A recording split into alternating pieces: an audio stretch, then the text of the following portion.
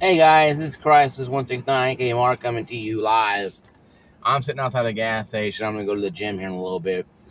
But before I do, I just wanted to make point clear though that I appreciate you guys watching my channel. I appreciate you guys spending time. But I do have a life outside, like you guys have lives too. So I don't expect you guys to watch every video I create. I don't. And I know you guys don't expect me to make every video every single day. And that's why I'm very appreciative of you guys who stick around my channel and watch my channel. So I'm very appreciative of all of you. So, I've taken some time off. Um, a few of my friends went on vacation. They went out. So, I'm pretty much alone right now, and that's fine. So that's why I've been kind of busy at home doing stuff, fixing stuff like that. So I haven't been making much videos. I've been fixing stuff, doing some housework, some maintenance around the house, stuff you do. So I haven't made a lot of videos, not because I don't care about you guys or I don't want to talk about it anymore. It's because this is a time where I get outside and start doing stuff. I'm cutting the yard. I'm filling holes in the yard with dirt. I'm out there doing stuff. I'm pressure washing the patio, pressure washing the driveway. I do a lot of work. So if I don't make videos every day, it's not because I don't care about you guys or don't care about the channel. It's because I'm busy. I have life issues. Like you guys have, issues with your landlords or with what your house is. You got to get stuff taken care of, and you don't watch my videos all the time.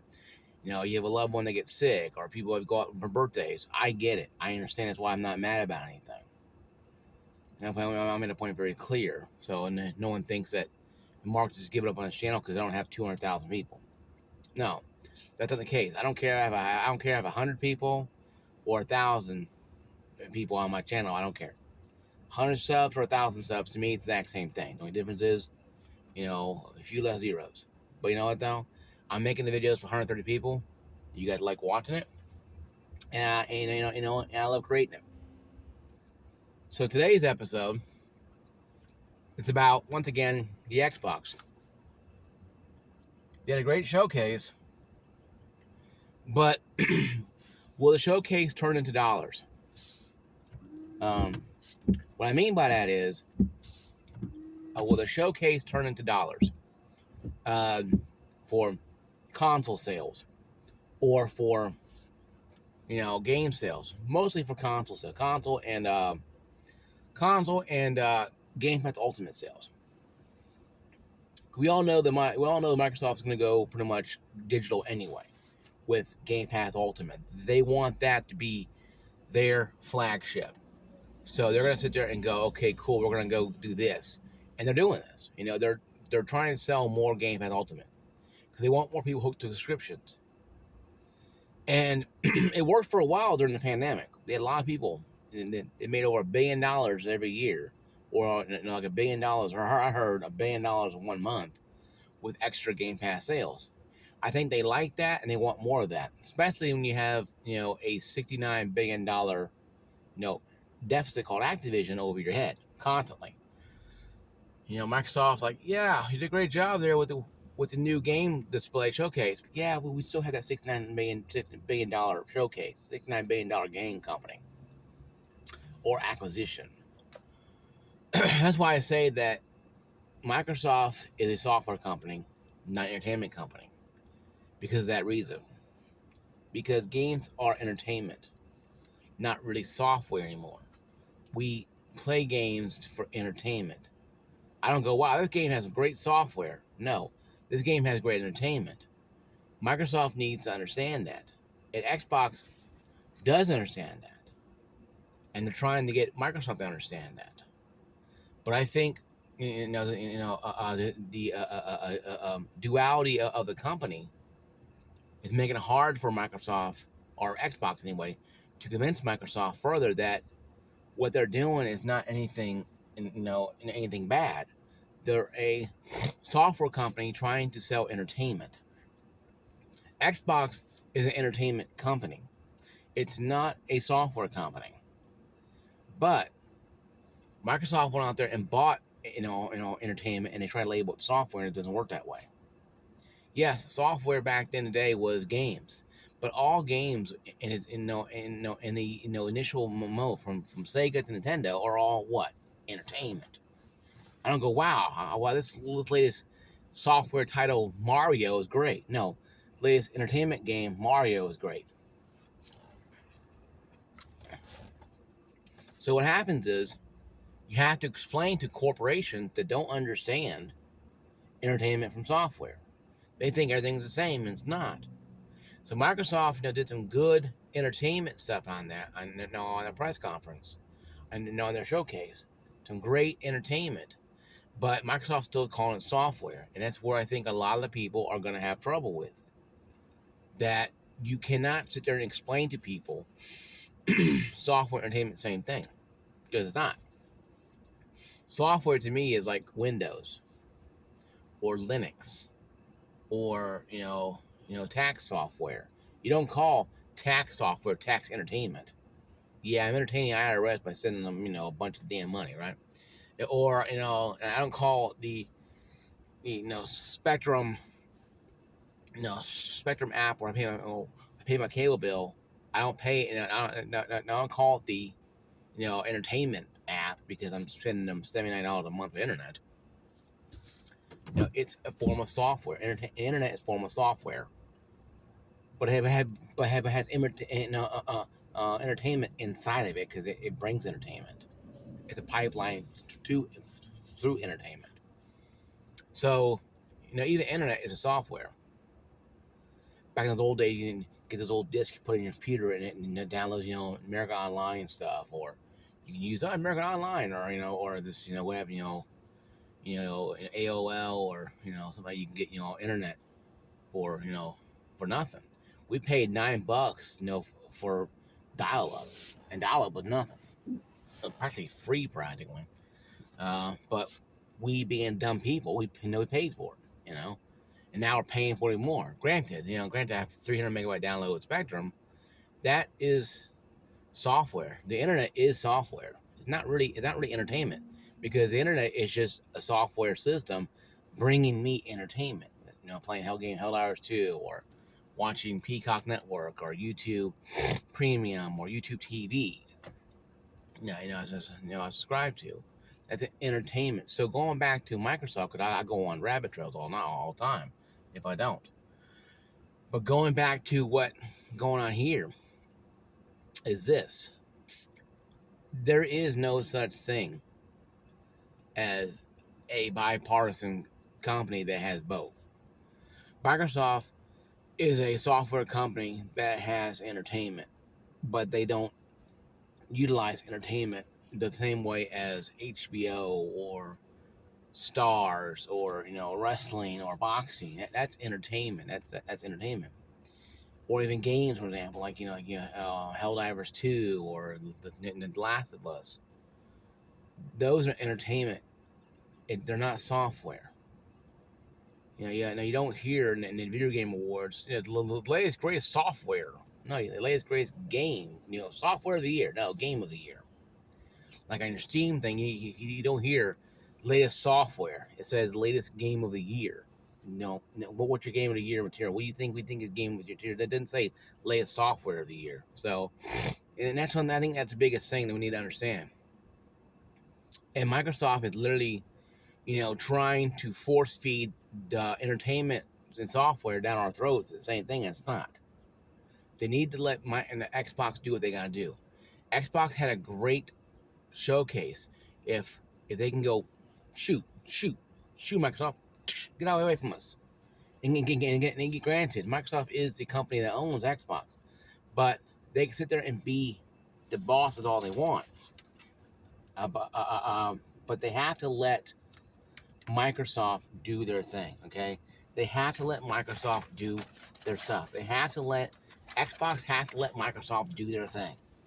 They have to. They cannot sit there all day long and just sit there and hope and pray that with them aggravating Microsoft or Microsoft aggravating Xbox into the ground, it's going to spontaneously give Xbox all this encouragement to go make these games. Okay? They have a lot of games coming out. Okay, a lot of games that are have been shelved for a long time. They have not come out yet. They have done nothing. Fable's been canceled and rebooted so many times, even funny. Scalebound is never going to come out. If it did come out or not, I can't tell. I don't think it did. But that right there, though, is something you need to look at.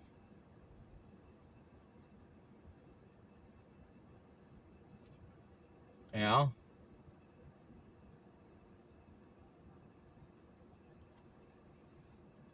Something you have to look at. That doesn't matter what I think or what you think. It matters what population thinks. And if games are not coming out the same Zaz they had 5 years ago, 10 years ago, gamers are not going to buy them. This is why Game Pass Ultimate is not selling. Because Game Pass Ultimate is just another way for Microsoft to try to get in people's homes without offering any entertainment. The games that come out, State of Decay 3 has been pushed back, canceled, revamped, canceled, revamped, canceled, revamped, postponed, this stuff for the last 5-6 years. State of Decay 2 came out so buggy and messy, people thought that Microsoft Xbox just put the bullet in the back of the head of State of Decay. Because the game was really fun. When I played it, when it worked, State of Decay 2, when it worked, was fun. But when it doesn't work, that's when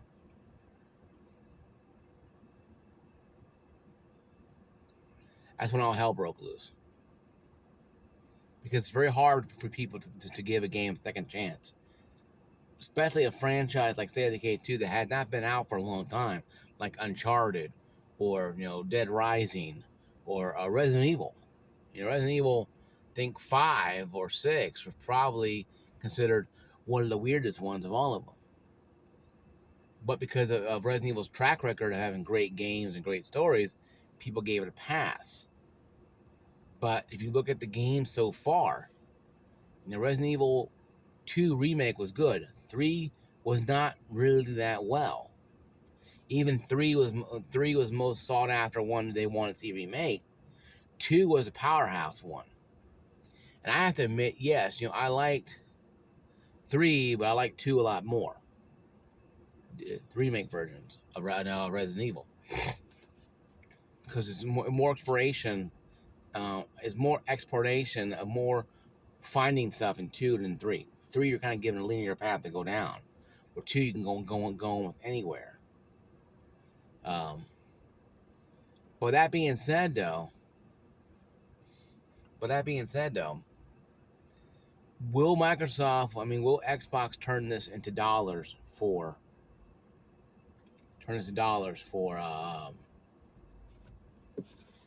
the Game Pass Ultimate? Will this make people buy consoles? Or just go out and buy a gaming rig and download the Xbox app? It'll probably be mostly on the gaming rigs anyway, because if you buy a pre-built, they're going to come with the Xbox app already on there. You just move it to move it onto your cursor or whatever, or your bar, and you click on it, like I do. So I don't think Microsoft is going to sell any more Xbox. I don't think they care about Xbox anymore. The consoles.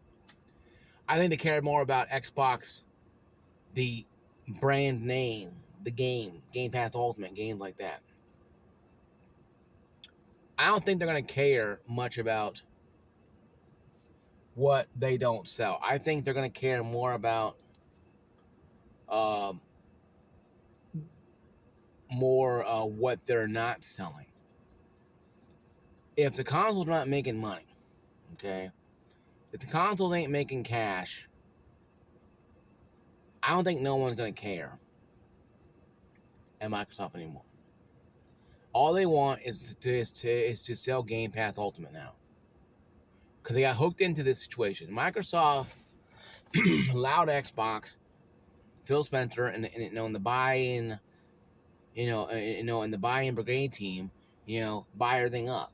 They wanted a spending spree, and they bought all these studios up. They should have bought ZeniMax that owns Bethesda.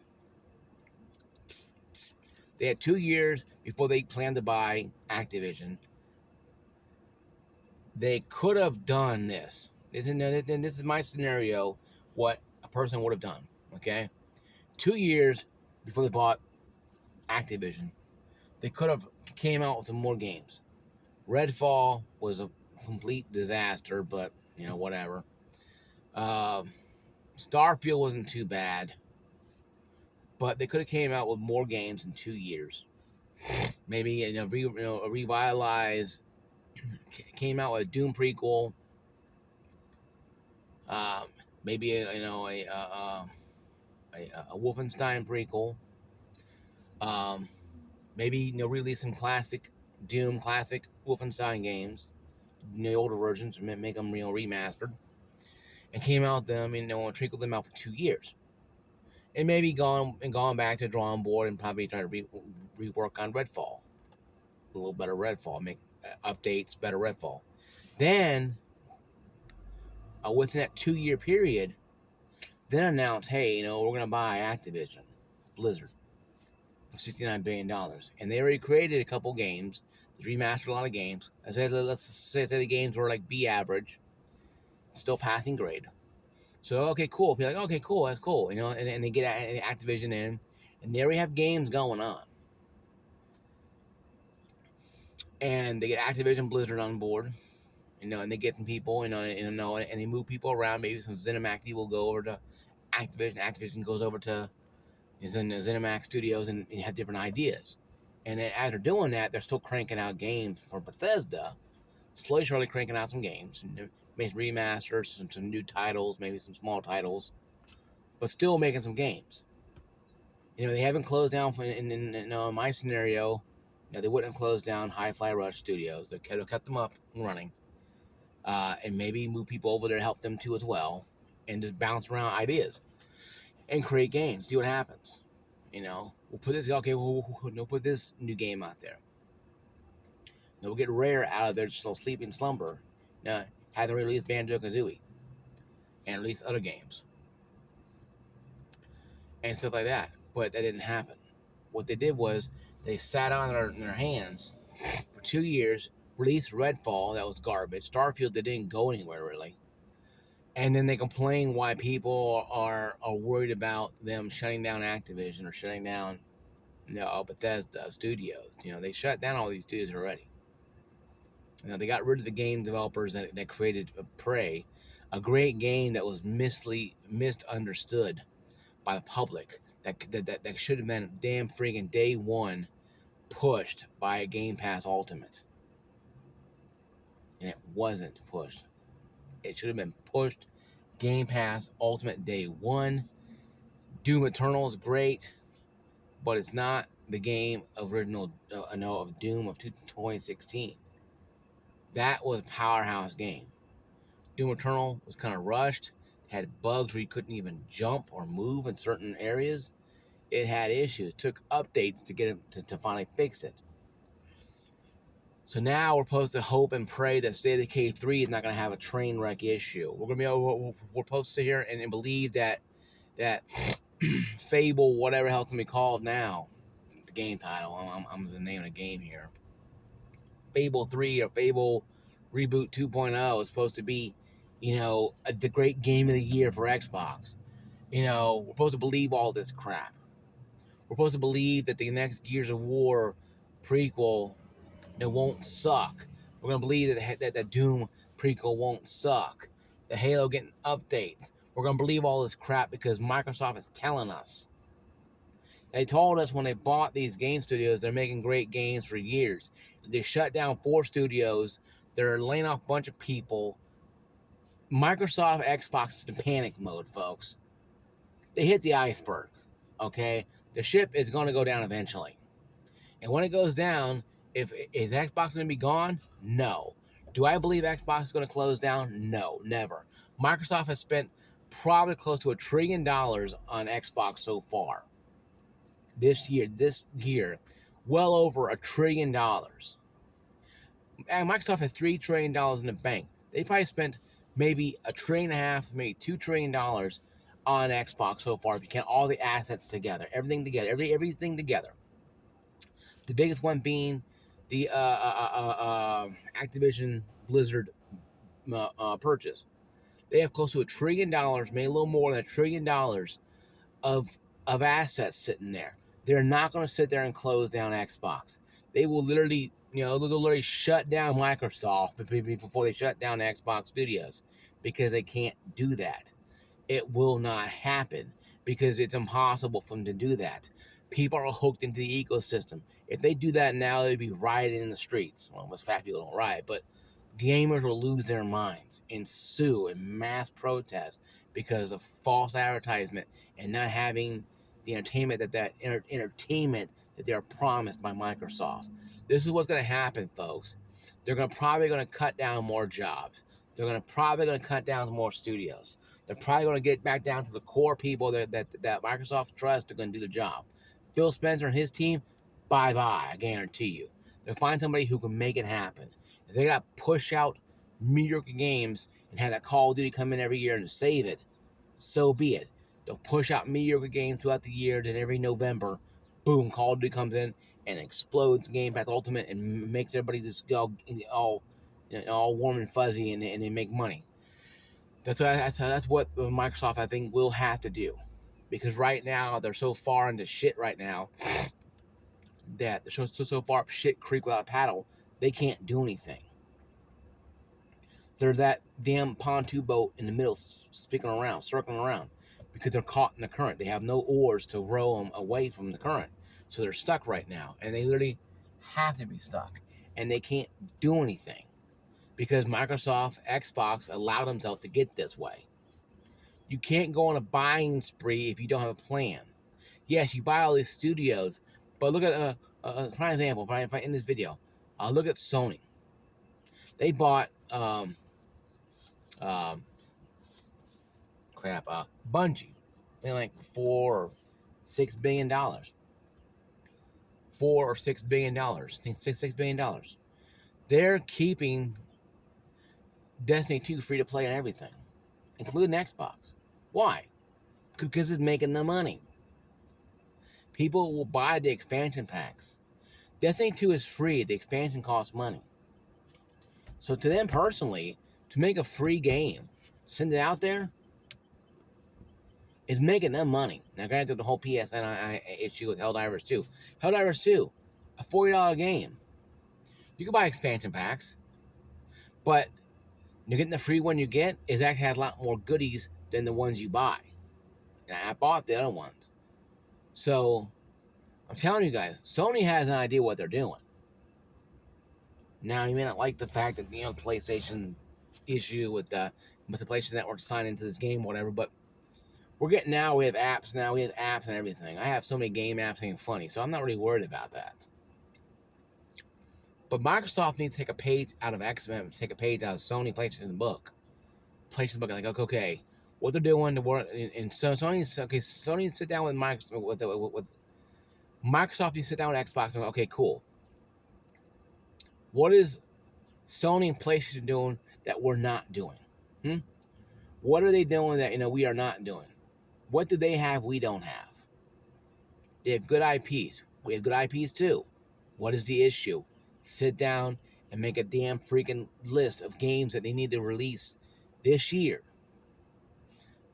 Come hell or high water, they got to release them. Come hell or high water, they have to release. If they're broken, they're broken. They got to release them. They can't not pussyfoot around with this Dedicated 3 for almost 10 years now. They can't pussyfoot around with Gears of War and Doom. They have to start banging out some titles. If they had a good home run hit with the showcase, now people want to say, okay, cool. It's top of the eighth now. Sony's going to release some good games. May not bangers like Microsoft said, But they're working day one, and State of Decay 3 comes out broken as all hell, like everybody's knows it's going to happen, and the rest of them come out broken as hell.